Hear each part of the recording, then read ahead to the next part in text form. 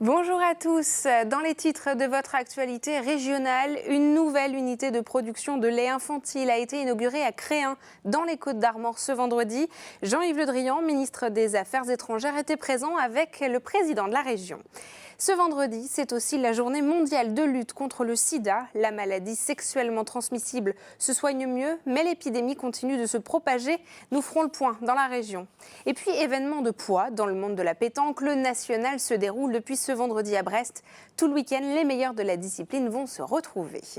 Bienvenue à tous dans ce JT Breton. Tout de suite, l'actualité régionale de ce vendredi 1er décembre 2017. Le ministre de l'Europe et des Affaires étrangères, Jean-Yves Le Drian, a été ce vendredi à Créin, près de Dinan. Il est venu inaugurer la nouvelle usine de lait en poudre de la coopérative Laïta, un chantier qui a duré 3 ans et qui représente un investissement important pour l'entreprise, mais aussi des dizaines d'embauches. Mathilde Kemener. La nouvelle usine de lait en poudre à Créin, près de Dinan, a été inaugurée en présence du ministre des Affaires étrangères, Jean-Yves Le Drian, ainsi que de nombreux élus. 80 millions d'euros ont été investis et 80 embauches ont été réalisées. La coopérative Laïta espère ainsi garantir un revenu aux 7000 agriculteurs adhérents. Aujourd'hui, il s'agit de défendre la valeur et de créer de la valeur. Et la résistance, surtout dans la durée, c'est ça, dans la durée, sur le prix du lait par rapport à un marché qui est mondial, qui est très très volatile. Voilà. Donc c'est ça l'objectif. Cette usine est tournée vers l'exportation. 80% de la production partira à l'international, principalement vers le Moyen-Orient, l'Afrique ou encore la Chine, car en dehors de l'Europe, la demande de produits laitiers explose. L'export aujourd'hui au niveau de l'État, c'est à peu près 15% en dehors de l'Europe. Et l'objectif d'une usine, de l'usine qu'on va inaugurer, pour une grande partie, ça va être de l'exportation en dehors de l'Europe, parce que la croissance de la consommation mondiale se situe en dehors de l'Europe aujourd'hui. Les marchés européens sont quand même globalement très matures. On ne va pas se lever la nuit pour consommer plus de produits laitiers. Et c'est justement la question de l'exportation que le ministre des Affaires étrangères a souligné. Il faut que la France soit au rendez-vous de l'exportation, capable de pénétrer des marchés qui, jusqu'à présent, sont ouverts aux autres, mais que nous ne savons pas nous-mêmes suffisamment pénétrer. Donc, nous voulons développer une culture de l'exportation et à cet égard, la Bretagne peut servir de modèle et de terre d'expérimentation. D'autres investissements sont prévus par le groupe un peu partout en Bretagne. Le maître mot désormais, s'internationaliser et innover. Un peu de neige et du verglas, et ça y est, les routes de la région deviennent plus difficiles à pratiquer. De nombreux accidents se sont déroulés ce jeudi et ce vendredi. Claudine Lanchec fait le point. Coup de froid sur la Bretagne. Des averses de neige et de grêle ont touché la région ce vendredi, particulièrement le centre-Bretagne et l'île-et-Vilaine. Le verglas a provoqué une série d'accidents dans toute la Bretagne. La météo de ce samedi s'annonce encore très perturbée. Prudence sur les routes ce week-end. Près de 1500 ingénieurs, techniciens et ouvriers ont travaillé sur le chantier qui a duré 1 an. La ligne de chemin de fer Brest-Quimper a été entièrement rénovée. 146 km de rails ont été posés ainsi que 100 000 tonnes de ballast. Désormais, les trains pourront rouler de 90 à 120 km/h, même dans des courbes prononcées, assure la SNCF. La ligne sera inaugurée le 10 décembre. Côté trafic, il y aura 6 trains supplémentaires par jour. La barre d'immeubles du Bois du Château à Lorient sera détruite au printemps prochain. Ces 70 logements ont été inaugurés en 1968. Depuis août, les immeubles de 4 étages se vident de leurs habitants. Seuls 10 logements sont encore occupés. Il y a 44 familles à reloger, précise Lorient Habitat. Le premier bus électrique est entré en service ce vendredi à Plouzané. Il est testé par Brest Métropole sur 2 semaines. Pas de bruit de moteur, aucune vibration, le Blue Bus de Bolloré a fait sensation. Il est 2 fois plus lourd que les bus fonctionnant au gazole. Ces 2 batteries pèsent déjà 2 tonnes. 2 autres bus électriques seront testés avant d'envisager le remplacement progressif de la flotte existante, soit 100 de véhicules. Les salariés de Castorama étaient en grève ce vendredi à Vannes. Les personnels de Quimper et de Rennes ont rejoint le mouvement lancé au niveau national. À Brest, 70% des 131 salariés de l'enseigne de bricolage ont débrayé entre 11h et 15h. Ils protestent contre un projet de délocalisation des services financiers du groupe vers la Pologne. 750 postes pourraient être supprimés en France, soit une moyenne de 3 par magasin, selon la CFDT. Ce 1er décembre, c'est aussi la journée mondiale de lutte contre le sida. En Bretagne, 3500 séropositifs sont suivis, mais on estime qu'une centaine de personnes sont porteuses sans le savoir. La région est l'une des moins touchées par l'épidémie en France. Si les traitements sont de plus en plus efficaces dans la lutte contre ce virus, la prévention reste évidemment primordiale. Le docteur Cédric Arvieux nous en dit plus. Aujourd'hui, les personnes séropositives qu'on suit régulièrement, on leur dit qu'il n'y a aucun souci pour qu'elles aient des rapports sans préservatif, sans risque de transmettre le VIH. C'est pour ça qu'aujourd'hui, on est dans un paradoxe très étonnant, c'est qu'aujourd'hui, c'est beaucoup moins risqué d'avoir des rapports avec un séropositif sous traitement que d'avoir des rapports sexuels avec quelqu'un qui ne connaît pas son statut, parce que cette personne-là, elle a un petit risque d'être infectée par le VIH et elle transmet le VIH. Événement sportif de taille pour Brest. Ce vendredi a débuté la première édition nationale de pétanque dans la cité du Ponant. Jusqu'à dimanche, ce sont 14 champions qui sont présents, 2500 joueurs, mais aussi 10 500 mètres carrés de gravier installés.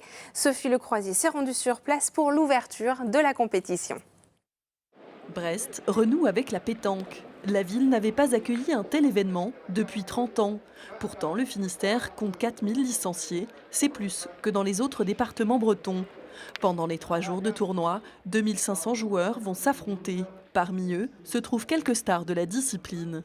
Le tournoi, c'est un peu relevé. Il y a quand même au moins 14 champions du monde qui jouent. On va essayer d'aller le plus loin possible. On voit le niveau du département, donc on essaye de s'adapter et de voir si on est au-dessus ou pareil. Voilà, hein. Je dirais que les 2 parties qu'on a jouées, elles nous ont accrochés. Et donc, il faut faire attention, il faut bien jouer. 5000 visiteurs sont attendus sur le national de pétanque. L'adresse des joueurs est appréciée. Aujourd'hui, nous sommes venus encourager nos maris. Le beau jeu, on regarde et puis on espère que nos maris vont gagner. 44 départements et 4 pays sont représentés dans ce national de pétanque. Il aura fallu 2 ans à l'association brestoise Tonnerre de Carreau pour organiser l'événement et réunir les 100 000 € nécessaires. Un enjeu important pour ces ambassadeurs de pétanque. C'est la fédération qui souhaite que la pétanque soit représentée au JO. C'est une très très bonne idée. On se bat, nous pétanqueurs, depuis des années pour que notre sport soit reconnu à 100%. Quand j'ai démarché certains sponsors, ils me parlent du Marcel avec les 3 boules et puis la petite boisson qui va avec. Non, cette image-là, elle est finie. Les organisateurs du tournoi comptent bien inscrire cet événement sur la durée et offrir aux pétanqueurs un rendez-vous sportif brestois tous les 2 ans. 10 jeunes Bretons sont actuellement au Palais des Nations de l'ONU à Genève. Ils participent au forum sur les questions relatives aux minorités organisé par le Haut Commissariat aux droits de l'homme. Ces 10 jeunes, investis dans des associations culturelles, linguistiques ou encore politiques de la région, sont intervenus ce vendredi pour parler entre autres de l'affaire du tilde sur le prénom Fanche ou encore du développement de l'audiovisuel en langue bretonne. Je vous propose d'écouter Azénor Kalag, présente au forum, des propos recueillis par Morgane Linciferco. C'est la première fois qu'on participe au Forum des minorités. On est venu là surtout pour échanger avec d'autres minorités afin d'enrichir un peu mutuellement nos connaissances dans le milieu culturel, linguistique et territorial. On a rencontré des personnes importantes comme Fernande Varenne, qui est rapporteure spéciale, ou bien la consultante de l'Europe, enfin du Conseil de l'Europe. Donc ça peut réellement nous faire avancer dans nos démarches. Focus à présent sur un chantier hors norme qui se déroule sur plus de 10 km près de Brest. La société Eau du Ponant est en train de remplacer les tuyaux de canalisation qui acheminent l'eau vers la métropole. Un chantier essentiel pour l'approvisionnement, comme nous l'explique Frédéric Lorenzon. Sur ce chantier, l'opération est répétée plus de 50 fois par jour, et ce, depuis le mois de septembre. Donc là, en fait, on a une pelle qui est munie d'une ventouse, donc qui aspire le tuyau. Et du coup, c'est lui qui va descendre le tuyau dans la tranchée et l'emboîter dans le tuyau précédent. Dans quelques jours, cette équipe de 20 personnes aura terminé la pose de 2000 de ces tuyaux bleus.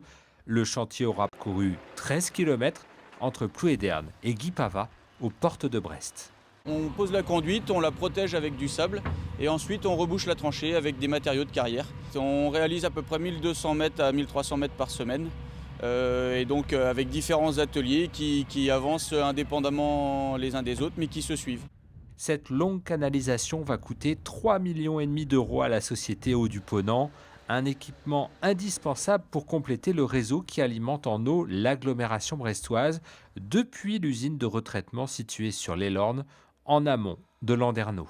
Brest est relié à l'usine d'eau potable de Pont-Arblède par un seul tuyau qui a été posé dans les années 70, qui fonctionne H24 depuis cette époque-là. De pouvoir contourner ce tuyau, ça va nous permettre, au bout de 50 ans, de faire un diagnostic complet. La nouvelle canalisation sera mise en service en janvier.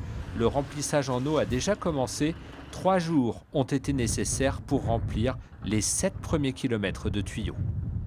Et si vous vous transformiez l'espace de quelques instants en inspecteur? Les archives départementales du Morbihan proposent dans leur nouvelle exposition de se replonger dans 10 enquêtes criminelles de la région. Une expérience qui permet d'en apprendre plus sur l'évolution des techniques judiciaires et policières. Karine Chevrolier a mené l'enquête.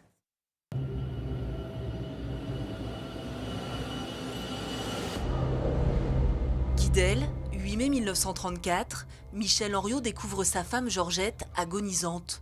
Il est 17h, la jeune femme de 19 ans pousse son dernier soupir. C'est l'une des 10 affaires de crime à découvrir, des crimes passionnels, des crimes crapuleux, des infanticides perpétrés entre le XVIIIe et le XXe siècle dans le Morbihan. La violence, le fait divers était un reflet de la société. Elle montrait les peurs de la société, ça donnait une image de la société et ça révélait aussi comment la justice punissait ces crimes et aussi donc une sorte de morale de la société. Aucun territoire n'a été épargné par le crime. Et on s'aperçoit aussi que toutes les couches sociales sont touchées par le crime. Ici, le suspense est ménagé, chaque affaire est traitée comme un livre ouvert. Derrière la couverture, les dessous du crime se révèlent. Des tablettes numériques orientent le visiteur qui peut se mettre à la place d'un enquêteur ou encore d'un juge. Une fois que le visiteur a découvert l'ensemble du contenu de l'affaire, il n'y a pas la résolution et on lui pose une série de questions. Pensez-vous par exemple que le jury est condamné à l'unanimité telle personne, à quelle peine? Est-ce que c'est des travaux forcés? Est-ce que c'est la prison, etc. Voilà, et on cherche à faire ressortir de cette façon-là parfois le décalage qu'il peut y avoir entre le traitement d'aujourd'hui de ces affaires et comment ça a été traité à l'époque. Des croquis de scènes de crime, des rapports d'autopsie, des reconstitutions de faits sont ici accessibles. Adepte de sueur froide, cette exposition est à découvrir jusqu'en septembre prochain. Et c'est ainsi que l'on referme cette édition. Merci beaucoup de nous avoir suivis. Je vous retrouve lundi à 19h pour un nouveau point sur l'actualité régionale. Et je vous souhaite une très belle soirée et un bon week-end.